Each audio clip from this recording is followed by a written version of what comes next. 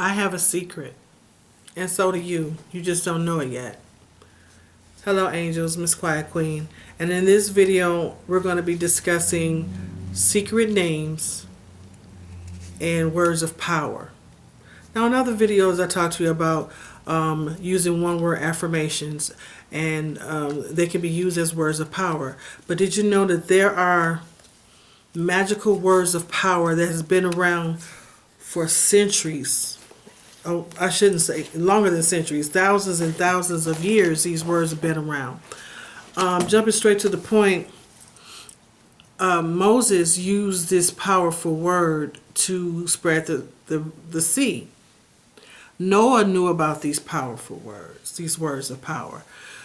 Many of your biblical figures knew about these words of power, or these powerful words and powerful names.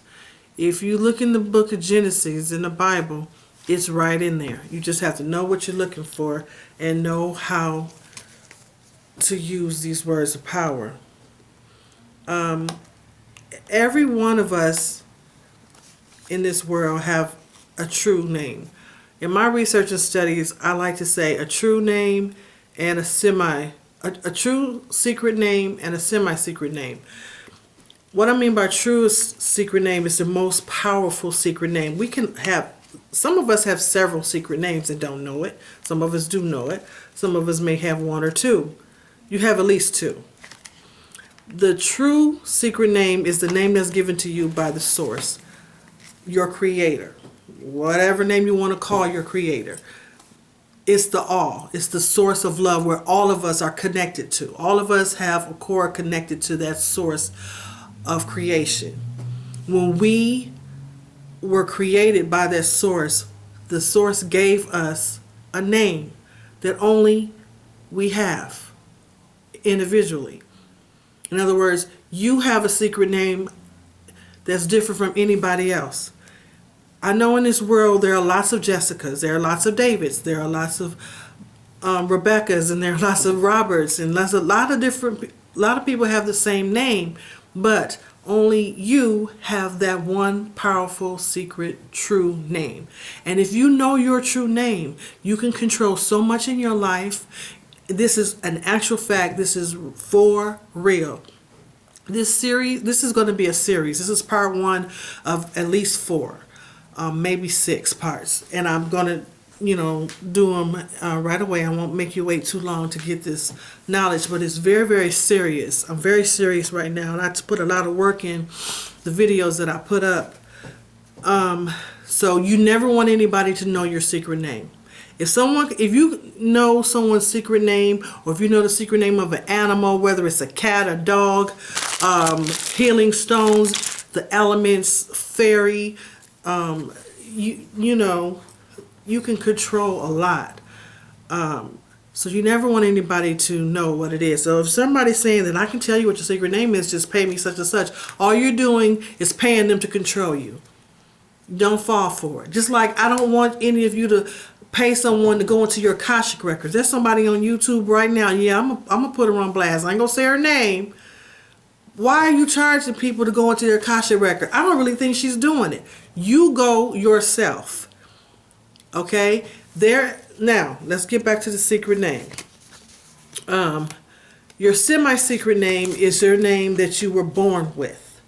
If you have a first name, a middle name, and a last name, there's a formula that you use to find out what your secret name is. Okay?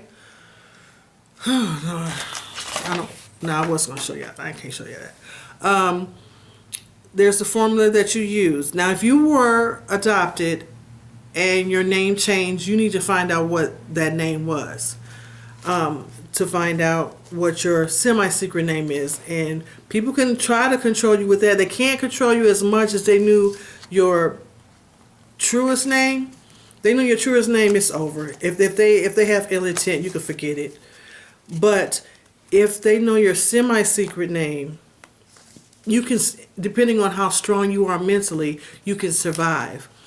Remember when I was telling you about in another video about the dog that was biting my hands? It was a person that I used to deal with. and he was stalking me.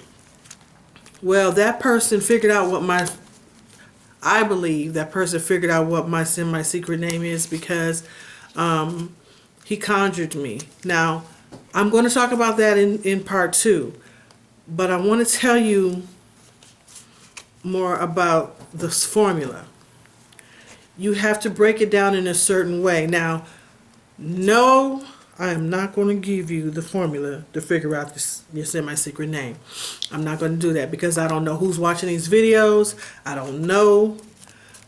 I just don't know. And you have to be very careful if you are a spiritualist or a person here on YouTube or anywhere and just give out certain information. We have to be cognizant of what we say because you can cause panic and someone can use it for wrongdoing, trying to get back at somebody. And just like that other person that was trying to do that to me, and that's not right. And I don't want that to happen to anybody.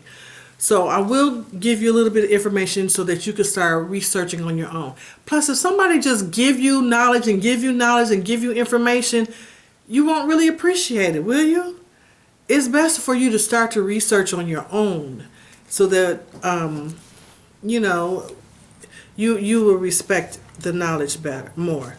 Now, there's this book called The 72 Names of God. I want you to look it up online, www.72namesofgod.com. It was written by a rabbi. I believe his name is Yehuda Berg. I'm going to look it up and put it in the link down below. Love the book. He also made cards. And he revealed what was kept on lock and key for thousands and for millenniums, plural. Okay? Now I'm going to show you this first one. This one is called Dialing God. Is name number 19. Dialing God. As you notice, it looks like a little telephone, and it reminds me of 911, sort of. It's called Lam Vav Valve. It means, using this name, I can activate direct dial to God. I take in the name I dial. I connect. My truest prayers are answered at the speed of light. It gives you an instruction of what it does on the back. Now, here in America, we read from right to left, but some countries, they read from left to right. This name, you know, is written best as can out in English, Lam Vav Valve, but you read it to look at the name from left to right, Lam Vav Valve. Get it? Every one of these cards has the name and the instructions or what it does. Now, I'm going to read you one more, and I want you to read between the lines because I'm going somewhere with this. At the end of this series, there's something that we're going to do. At least I'm going to try to do. This one is called, this is name number 8, Global Transformation. And on the back it says, I reflect upon the spiritual truth that the world peace begins with peace in my own heart. With this name, I speed up my own transformation and strengthen the forces of peace throughout the world. Okay? Ayin Shin Lamd. Now, the way you use these words, you have to say it the right way. I'm probably not pronouncing it right, and I need to not say it if I'm not going to pronounce it right, because that could be dangerous as well. You have to say it the right way. You have to have the right intent, like Moses. You have to have the right intent. You have to have the right mind, the right strength, but there's strength in numbers. Put that on the parking lot, y'all. Remember that I said that. One person can do this, but many people at the same time, it's powerful. Remember that, okay? So that's the 72 names of God. Yehuda Berg, rabbi, it's Kabbalah. You know, it's from the Kabbalah religion. It's very helpful. I've had it for years. So that's that. I'm going, oh, there's so much to tell you. I'm going to end this video, but I do want to tell you a story. It's a true story about a queen who was in some big trouble. Now, I don't know what type of trouble she was in. I'm still researching that. But she called on this fairy, a dwarf. A dwarf is a fairy. And she called on him, and excuse me, to get her out of this trouble. And he said, okay, I can get you out of the trouble. She said, well, how many shillings do you want? He said, I don't want any shillings, I want your firstborn. So she thought about it for a while, and finally she gave in and said, okay, when I have my firstborn, you can have him if you get me out of this. So he got her out of the trouble. Then the queen had a baby. When this dwarf found out, he came to visit her and said, okay, I came to collect. I want the child. Give him to me now. She said, no, I changed my mind. I don't want to give you the baby. He said, you're going to give me that baby. You have 3 days to give me that baby. But if you figure out what my true name is, because she said, how can I get out of this? He said, if you figure out what my true name is, I'll let you keep your baby. I won't bother you again. But if you can't figure it out in 3 days, I'm coming to get him. So she was in a panic, of course, as you can imagine. And she followed him one day and found his camp. And he was very arrogantly dancing around a fire and chanting and shouting. He thought he was alone. Apparently he thought no one was watching him. And he revealed his name out loud, just chanting it. And then third day came, he came back, he said, let me have the child. And she said, I'm not giving you the baby. I'm not giving you my baby. He said, I told you if you didn't know my true name, that's the only way you can get this baby.